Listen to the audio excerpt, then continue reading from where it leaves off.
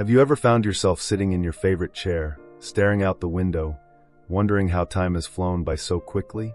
1 minute you're juggling work, family, and 1,000 responsibilities, and then suddenly life slows down, and you're left wondering, what now? That's exactly where I found myself not long after turning 50. I'd always been someone on the go, meetings, errands, making dinner, helping others, solving problems. But when things finally calmed down a bit, I realized my mind never did. I was physically still, but mentally? Oh, I was running marathons, worrying about the past, stressing over the future, replaying old regrets, thinking of things I couldn't control. And that's when I stumbled into something that truly changed my life, mindfulness. Now, before you roll your eyes and think, oh great, another buzzword, hear me out. I was skeptical too. But this isn't about chanting on mountaintops or bending yourself into a pretzel. This is about learning how to live right here, right now in the moment. Especially in the second half of life, mindfulness becomes more than just a feel-good practice. It's a lifeline, and it's backed by real science. Studies from places like Harvard and UCLA have shown that mindfulness can literally rewire your brain. One study published in the journal Psychiatry Research found that practicing mindfulness for just 8 weeks increased gray matter in the hippocampus, the area of the brain linked to memory and emotion regulation. That's pretty powerful when you think about it, especially as we age and start noticing changes in focus or forgetfulness. In this video, I'm going to share my personal journey with mindfulness after 50, the UPS, the struggles, the small wins, and the simple practices that help me feel more peaceful, present, and even a little younger in spirit. And trust me, if I can do it, anyone can. Before we keep going, I'd love your help with something. If you're enjoying this video so far, comment Y below. If not, comment N. It helps me know what's working and what to improve. And don't forget to hit subscribe if you haven't yet. Now let's dive deeper. So, let's start with where I began, breath awareness. It sounds almost too simple, right? But for me, focusing on my breath was like finding a secret doorway back to the present moment. At first, it felt a bit silly. I'd sit quietly, close my eyes, and try to just notice my breathing. In and out. Not changing it, just observing. And of course, my brain would immediately try to hijack the moment. Did I pay the electric bill? What's for dinner? Should I call my sister? But that's part of the practice. The magic of mindfulness isn't in never getting distracted. It's in gently guiding yourself back every time you do. No judgment, just noticing and returning to now. Over time, that simple breath exercise became a little oasis in my day. 5 minutes turned into 10, and those quiet minutes began to ripple outward, calming me even in the midst of chaos. I remember one morning when the coffee machine overflowed, my phone was buzzing nonstop, and I just spilled oatmeal on the floor. Normally I'd have snapped or spiraled, but that day I paused. I took one deep breath, and somehow everything felt manageable. That's the real power of mindfulness. It gives you space between the situation and your reaction. Another turning point for me was something called mindful walking. I'd always enjoyed my neighborhood strolls, but I realized I was walking like I was on a mission, thinking about groceries, the news, or what I needed to do next. I wasn't actually there, so I tried something new, walking without my phone, and instead tuning into each step. I noticed how my feet felt on the ground. I paid attention to the breeze, the birds, the way the sunlight filtered through the trees. That 15-minute walk became a kind of moving meditation. It grounded me, and research shows this kind of practice can reduce anxiety, lower blood pressure, and even boost immune function. Now don't get me wrong, it wasn't always smooth sailing. Some days, I felt too restless to sit still. Other days, I'd forget completely. And that's okay. Mindfulness isn't about being perfect, it's about starting again. And again. And again. I'll never forget what my friend Linda said when she first started her own mindfulness practice at 62. She told me, "It's like I finally learned how to be friends with myself." That stuck with me, because so often, especially in midlife and beyond, we're so hard on ourselves. We carry years of should've and what-ifs. Mindfulness helped me begin to let go of that baggage and treat myself with more kindness. And speaking of kindness, one practice that truly shifted things for me was loving kindness meditation. We'll get into that more next, but just know, It's like sending little heart hugs to yourself and others. Especially powerful if you're carrying emotional wounds or loneliness. What's beautiful about mindfulness is that you don't need fancy tools or a lot of time. Just a willingness to pause, to breathe, to be here now. In the next part, I'll walk you through how mindfulness connects to emotional healing, managing stress, and even relationships. We'll also talk about some specific techniques, like body scans and loving kindness, that help me feel more alive and more me than I've felt in years. Before we begin, I want to make one thing clear. This video is for informational purposes only and is based on publicly available research. Everyone's health is different, so always consult your doctor or a qualified healthcare provider before making any changes to your lifestyle, diet, or exercise routine. Scientific knowledge is always evolving, and what works for one person may not work for another. Now back to where we left off. I mentioned something called loving kindness meditation, and let me tell you, that one snuck up on me.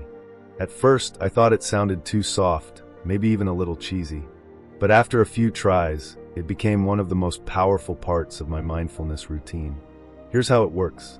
You start by sitting quietly and bringing someone you care about to mind.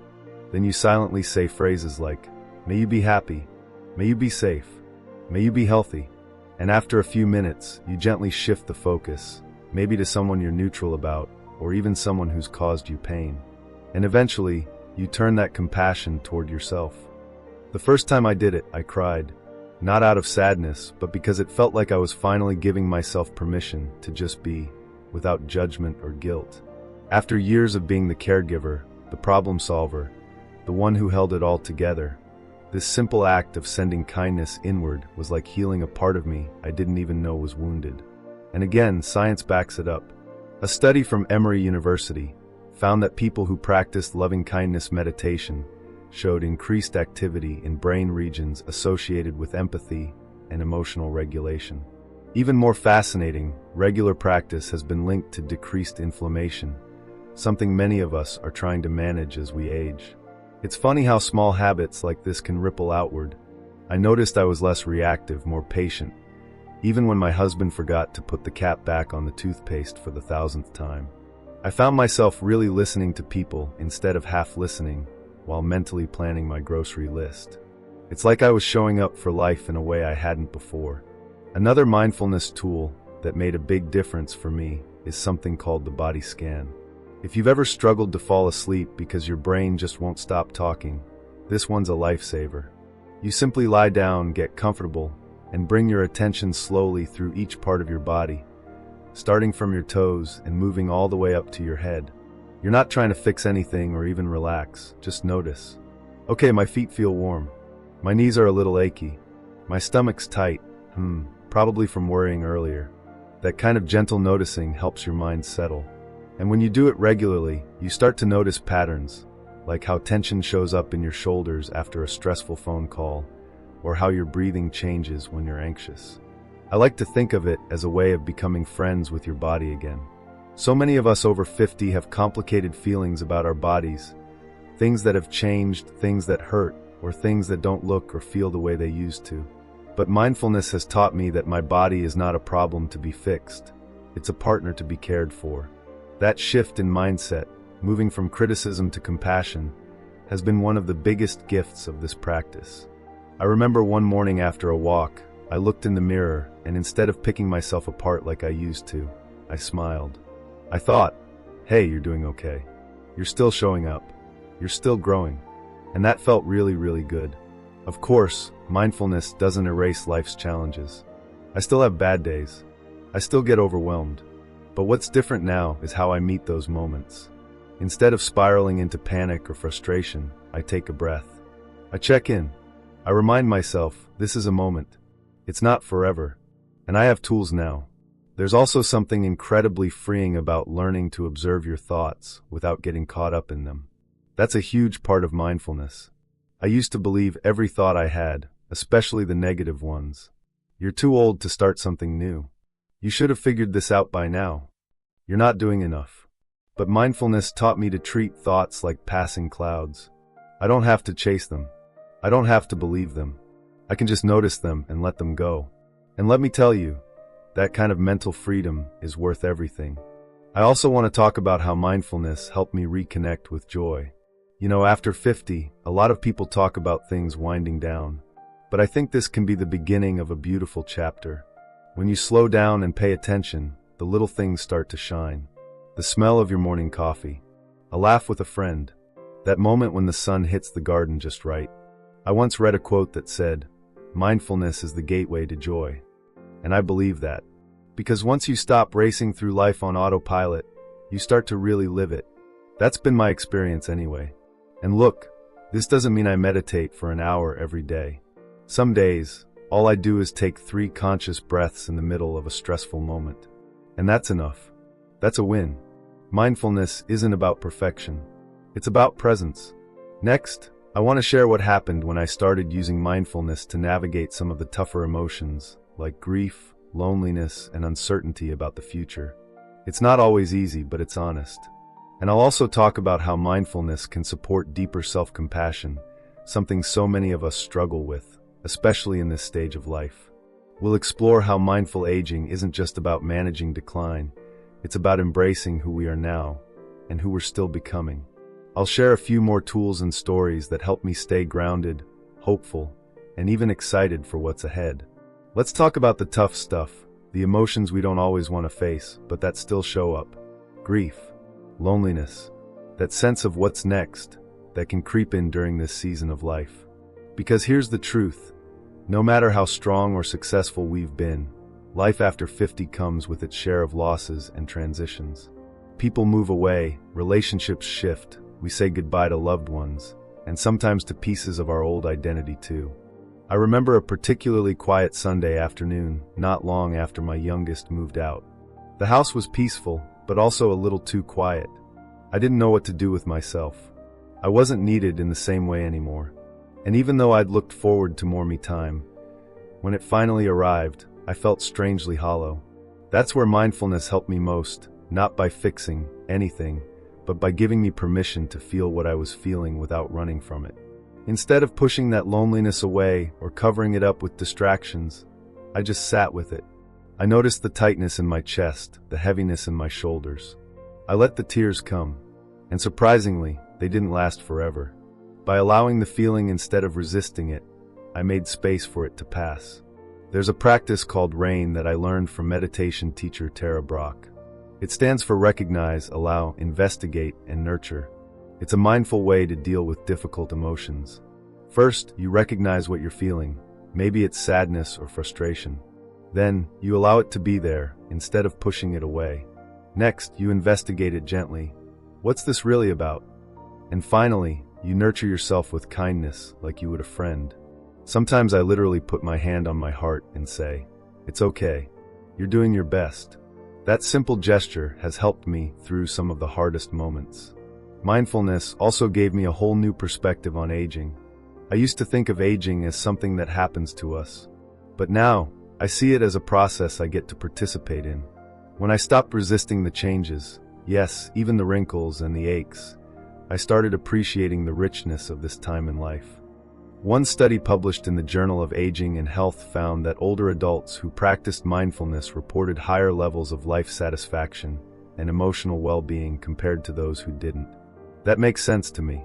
When you're mindful, you're not obsessing over the past or worrying about a future that hasn't happened yet. You're simply living now, and that brings peace. But I won't sugarcoat it. Staying present can be hard, especially when we're facing uncertainty. Whether it's health concerns, financial worries, or just that nagging feeling of, am I really making the most of this time? Our minds love to wander into anxious territory. Mine certainly does. There was a time last year when I had a health scare. Everything turned out fine, but for weeks, I was caught in a spiral of worry. Every ache made me panic. Every appointment felt like a threat. And then one day, I caught myself holding my breath while reading a medical article online. That's when I remembered, breathe. Just breathe. So I paused, closed my laptop, placed both feet on the floor, and I focused on 5 things I could see, 4 I could feel, 3 I could hear, 2 I could smell, and 1 I could taste. It's a little grounding exercise someone had shared with me, and in that moment, it brought me back to now. That moment was safe. That moment was okay. That's what mindfulness does. It doesn't take the fear away, but it keeps it from swallowing you whole. Another big shift for me was learning to let go of perfectionism. Oh, I used to be so hard on myself. The house had to be spotless, the meals perfectly cooked, everything in order. But mindfulness taught me that being present is more important than being perfect. Sometimes the dishes can wait. Sometimes it's better to sit and listen to your partner or your grandchild than to fold laundry right that second. In fact, one of the most mindful things I did recently was sit on the porch with my niece and just listen. No phone, no distractions. She told me about school, her friends, her dreams. And I was there for all of it. Not just physically, but emotionally, mentally, heartfully. That's what mindfulness looks like in real life. It's those little moments that build a meaningful life. And the beautiful thing is, it's never too late to start noticing them. If you've been feeling stuck or disconnected lately, I want you to know that's okay. It's normal, and you're not alone. We all have seasons where we feel a bit lost. But mindfulness can be a compass. It won't give you all the answers, but it will help you hear your own voice again. In the final part of this video, I'll walk you through some simple steps you can take to bring more mindfulness into your daily life, even if you're busy, distracted, or brand new to the idea. I'll also share one last bit of science that really sealed the deal for me, and a quote that I keep on my fridge as a daily reminder. So stick around. You've come this far, and I promise the best part is just ahead. If you've made it this far, thank you. Really, that tells me you're curious, open, and maybe even ready to make a small change. And sometimes that's all it takes to start something powerful. Let's talk about what this actually looks like in real life. Because mindfulness isn't about sitting cross-legged on a mountaintop. It's not some mystical or unreachable thing. It's something you live in the everyday, in the little moments. And after 50, those little moments start to matter more than ever. So here's how I started bringing mindfulness into my days, one tiny step at a time. Every morning, before I check my phone or dive into my to-do list, I take 1 minute. Just 60 seconds. I sit up in bed, close my eyes, and notice my breath. I don't try to control it, I just notice it. In and out. That's it. Some mornings it's peaceful. Some mornings my mind is racing. But either way, I start my day by arriving in it. That simple habit shifted the tone of my whole day. Then throughout the day, I built in what I call mindful pauses. Washing dishes? I focus on the warm water, the feel of the sponge. Driving to the store? I turn off the radio for a bit and just notice the road, the sky, the way my hands feel on the steering wheel. These are bite-sized moments, but they add up. They rewire your brain to notice the present, instead of constantly worrying about the past or the future. There's even neuroscience to support this.